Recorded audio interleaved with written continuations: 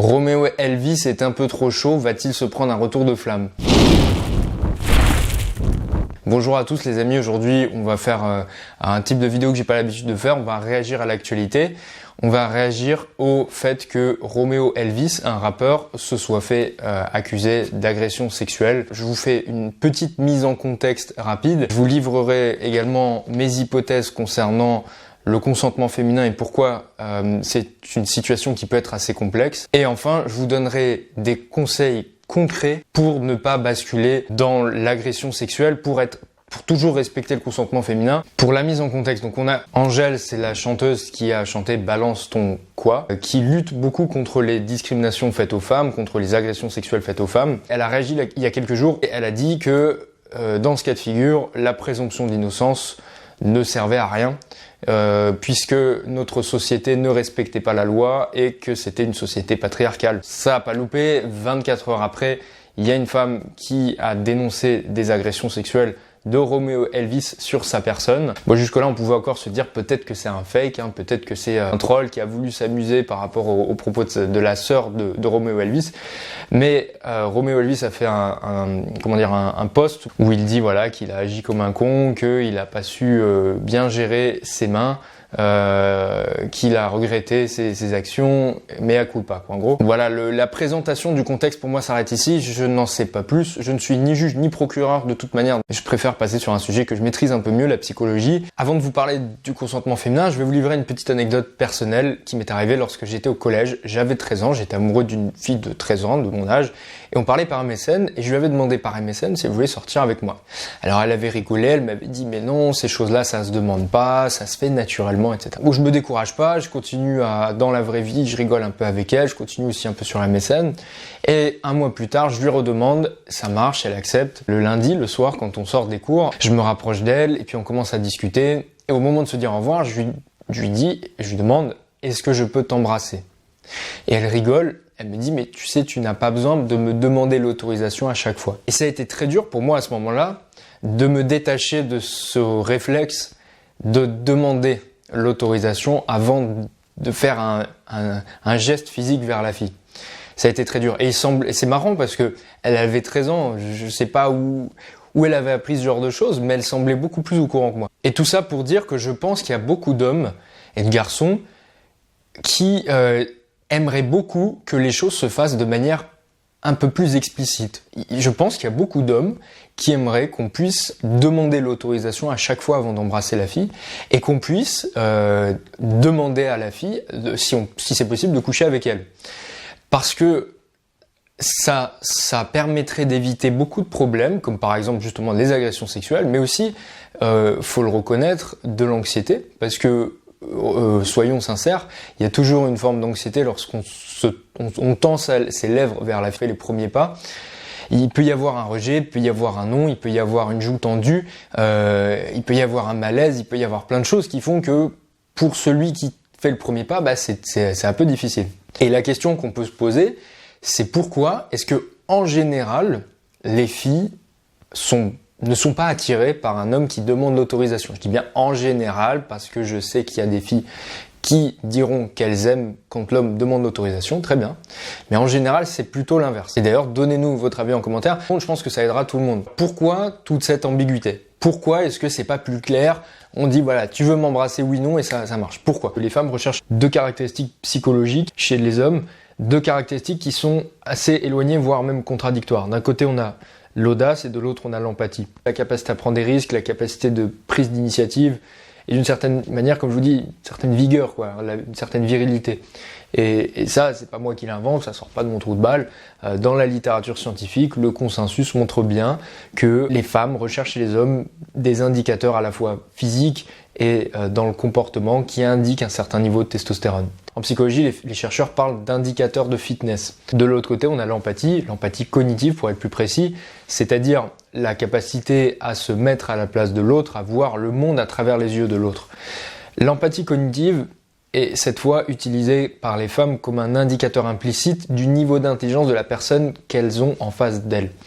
C'est-à-dire qu'un homme qui est capable de naviguer en eau trouble, qui est capable de se repérer dans cette situation sociale complexe qu'est la séduction, eh bien c'est un homme qui a une certaine forme d'intelligence. L'homme doit me comprendre sans que j'ai besoin de le lui expliquer. Je n'ai pas à lui dire, sinon ça cassera la magie. C'est une stratégie totalement implicite et inconsciente pour évaluer implicitement l'intelligence d'une personne au même titre que l'humour. C'est d'ailleurs pour ça que l'humour est très important en séduction. Donc il y a une certaine forme d'équilibre à gérer entre d'un côté une certaine forme d'animalité et de l'autre finalement ce qui nous rapproche le plus d'un être humain civilisé, à savoir notre empathie. Cet équilibre il est important à gérer parce que si vous avez un excès de l'un, et par exemple un excès d'animalité, un excès d'audace, sans l'empathie qui vient contrebalancer, alors vous basculez dans l'agression sexuelle et vous n'êtes pas attirant. Et dans ces cas-là, l'archétype, ce serait la racaille qui pêche par son manque d'intelligence. Il ne fait que démontrer son incapacité à comprendre quelque chose de subtil et de complexe. D'un autre côté, si vous avez un excès d'empathie, vous n'osez plus agir parce que vous avez peur de brusquer, vous avez peur de faire mal. Le sentimental, à l'inverse de la racaille, lui, il pêche par son manque d'animalité. Donc la séduction, eh bien, c'est un équilibre entre ces deux caractéristiques psychologiques, un équilibre qui est assez complexe à atteindre finalement.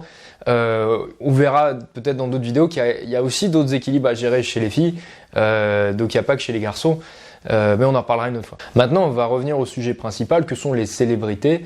Je vais pas parler spécifiquement de Moa Lasquale ou de Roméo Elvis parce que je les connais pas et je ne suis pas leur avocat, ni leur juge, ni leur procureur. Néanmoins, de manière générale, eh bien, il faut reconnaître que les célébrités ont plus de narcissisme que la moyenne.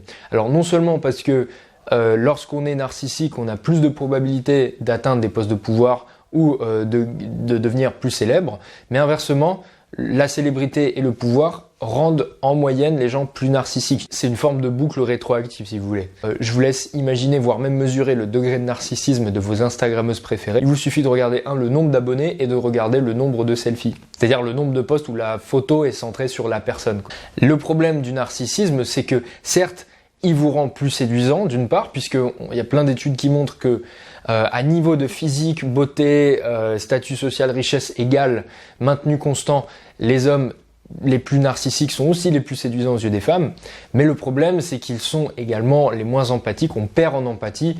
Et ça, c'est un vrai problème, parce que le fait d'être narcissique, par définition, nous fait voir le monde à travers nos propres yeux, nous empêche de se mettre à la place des autres, puisqu'on est encore plus centré sur soi. Le sentiment d'impunité nous fait passer au-delà des besoins des autres et empêche de se concentrer sur les besoins spécifiques des personnes en face de nous, ce qui fait que très souvent les personnes narcissiques ont plus de probabilité de commettre des agressions sexuelles et c'est pour ça qu'on continuera à avoir des cas de personnes célèbres ou qui ont du pouvoir, qui se sont adonnés à des agressions sexuelles ou des viols. Outre le fait qu'elles soient évidemment plus médiatisées, il y a aussi ce facteur du narcissisme à prendre en compte. Pour la dernière partie, maintenant, on va passer à la démonstration technique. Je vais vous expliquer comment respecter le consentement d'une femme ou d'un homme, comment être sûr de ne jamais basculer dans l'agression sexuelle. Je vais faire ce que je considère être le boulot des groupes féministes ou des groupes Balance ton port ou MeToo. Malheureusement, je l'ai rarement vu. J'ai souvent vu des posts pour dire que les hommes c'était de la merde, les hommes c'est des méchants. Il y a plein de problèmes. Relever les problèmes c'est bien, mais il y a un moment il faut aussi apporter des solutions. À mon humble échelle, je vais essayer d'apporter une solution. À vous de le modifier ou de le commenter dans la barre de commentaires et de me dire ce que vous en pensez. La première des choses que j'ai remarqué et que j'ai remarqué aussi auprès des centaines d'hommes avec qui j'en ai parlé, c'est que quand une femme a envie, ça peut être ambigu, ça peut ne pas être très clair. En revanche, quand une femme n'a pas envie, c'est très clair. Alors, elle peut se lever, elle peut repousser la personne, elle peut lui dire non clairement, s'énerver. C'est quand il y a un non clair, c'est qu'elle n'a pas envie. Vous allez me dire, oui mais Léo, si la personne est tétanisée de peur, alors comment est-ce qu'on sait? Si ça se trouve, la personne n'a pas forcément le courage ou la confiance en soi pour dire un non clair. Ok, très bien, parlons-nous à toute éventualité, on va imaginer que c'est le cas.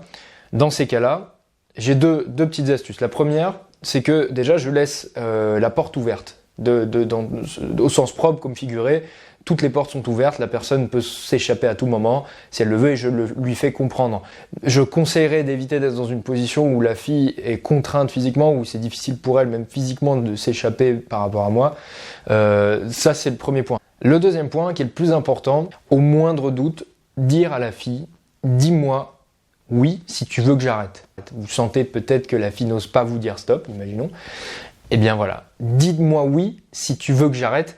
À la limite, même, fais-moi un hochement de la tête, fais-moi oui avec ta tête si tu veux que j'arrête. Et alors, mon empathie anticipatrice légendaire me fait prendre conscience que peut-être certains vont me dire « Oui, mais Léo, imagine, cette fille-là, elle tient vraiment à toi. Cette fille-là, ou alors elle a peut-être peur des représailles, elle a peur de se refuser à toi, que tu ne veuilles plus parler avec elle, ou alors qu'il y ait des conséquences négatives. » Eh bien, dans ces cas-là, je rajoute que ça ne me dérange absolument pas, que je ne lui en voudrais pas. Il n'y a aucun souci, tu peux t'en aller maintenant, on peut s'arrêter maintenant, tu peux même t'en aller rentrer chez toi si tu te sens pas à l'aise.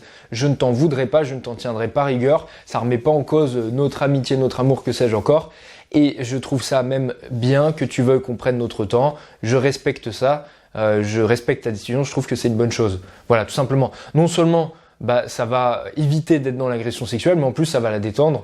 Et si elle est détendue, il y a plus de probabilité de passer un bon moment. Je pense que c'est quelque chose de simple à appliquer, qui peut aider beaucoup de jeunes hommes. Si je peux aider à mon échelle, vous en faites ce que vous voulez, partagez-la. Si ça peut aider un copain, si ça peut aider, ça fera du bien à tout le monde, à la fois aux mecs et aux filles. Partagez cette solution et j'espère que ça vous aidera, quoi. Voilà, je vous souhaite une bonne journée, je vous dis à bientôt.